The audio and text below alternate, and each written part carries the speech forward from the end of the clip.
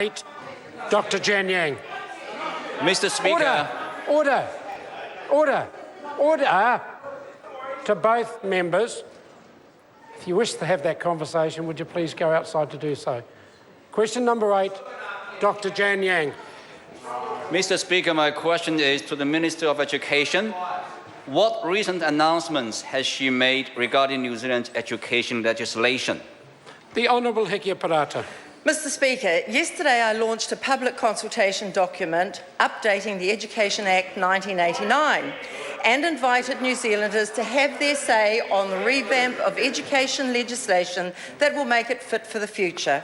I encourage anyone, including the opposition, interested in helping to create a world-class education system to participate. All of the information is online and easy to access and use, even for youth. Supplementary. Supplementary question, Dr. Jian. How important is the update of the Education Act 1989? The Honourable Hikia Parata. Mr. Speaker, when the reforms known as Tomorrow's Schools were introduced in 1989, they transformed the way education was administered. For the first time, local communities, through their boards of trustees, not a centralised bureaucracy, became responsible for running schools. That will remain. However, over the past 26 years, the world has changed, as have the demands on our system and the responses that are required. This government is clear that raising the achievement of all students is the centrepiece, should be the centrepiece of our Education Act. We know more now than we ever did about where kids are within our education system, and we're concerned to ensure they get it through a lever of this legislation. Order. I want to give my last warning to Ron Mark. If he's going to continue to barrack like that, then he will not see the end of question time. Supplementary. There we go. Order. Point of order, Ron Mark. Mr. Speaker, I draw your attention to an incident in this House a little while ago. Can I just have the point of order, please? The point of order is about the inconsistency of rulings from the chair. Order. With respect to reading out. Member will resume his seat if he wishes to stay. Throughout the last 2 questions, there has been a constant barrage from that member, making it very difficult for me to hear what was going on. I give the warning quite seriously to the member. If he wishes to stay, I suggest he quieten down. If he doesn't wish to stay, then I can assist him very quickly. Supplementary question. No, I've dealt with the matter. Supplementary question. No, if it's a new, fresh point of order. Correction, but just member will take a seat.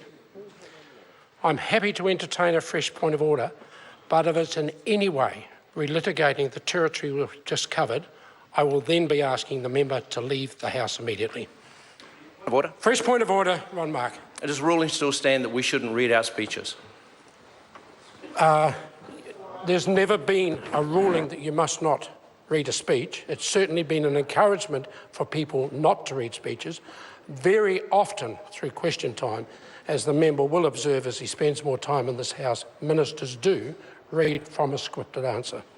Supplementary question. No, we've dealt with the matter. Order. Supplementary question, the Honourable Chris Hipkins. Order. Can I just remind Ron Mark that is the very last warning. Supplementary question, the Honourable Chris Hipkins. Thank you, Mr. Speaker. Mr. Speaker, if the review of the Education Act is so important... Order again. Order, just a minute. Order. That's exactly what the member said last time on an occasion like this, but I still want to deliver it so he then can't accuse me of acting precipitously. I have dealt with this matter. If the member wants to raise a fresh point of order, I will hear it. But if I consider it's in any way relitigating the territory just covered by his colleague Ron Mark, then I won't hesitate to ask the right honourable member to leave the chamber. Standing orders are very clear about members being referred to if they're not in the House. When you gave your reply to Ron Mark, you used this phrase, if he spends more time in the House. That, sir, is not allowed by standing orders. Order. Member will resume his seat. I said as he spends more time in the House, as he becomes more experienced with standing orders and watches question time more often, he will have... Order. Ron Mark will leave the chamber. Ron Mark, would you leave the chamber? Supplementary question, Chris Hipkins. Supplementary question, Mr Speaker, to the Minister of Education. If the review of the Education Act is so important, why has she only allowed a 6-week consultation period for New Zealanders to have their say, which coincides with senior exams, school prize givings, end-of-year results, tertiary education enrolments and the end of the school year? The Honourable Hekia Parata. Mr Speaker, it is because the period that we're consulting comes after 2 years of consulting by the Task Force on legislation and regulations. It comes after about 40 national and regional fora at which the proposed changes were discussed, and it comes in a period of time which, having consulted with schools, they have identified as a period they welcome consultation. Supplementary question. Oh, shut up. Order. Order. Order! Would Tracy Martin please settle down? No. Order. Order. Member will resume her seat.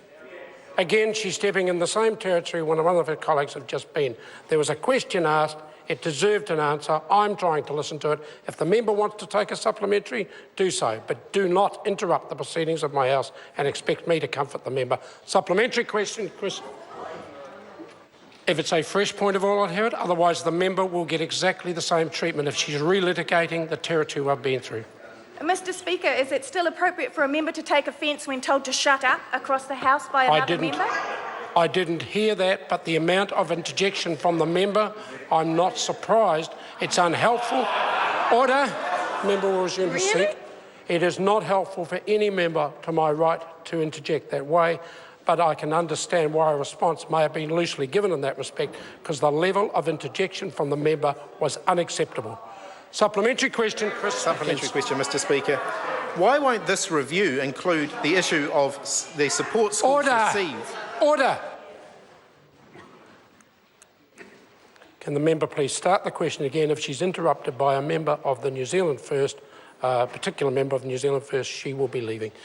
Chris Hipkins. Supplementary to the Minister. Why won't this review include the fundamental issue of the support schools receive from her department and whether or not it's inadequate when the proportion of frontline staff at the Ministry of Education is declining, and she confirmed yesterday that her ministry is planning to cut up to $23 million due to budget pressures? The Honourable Hekia Parata. Mr Speaker, this review is about the Education Act 1989.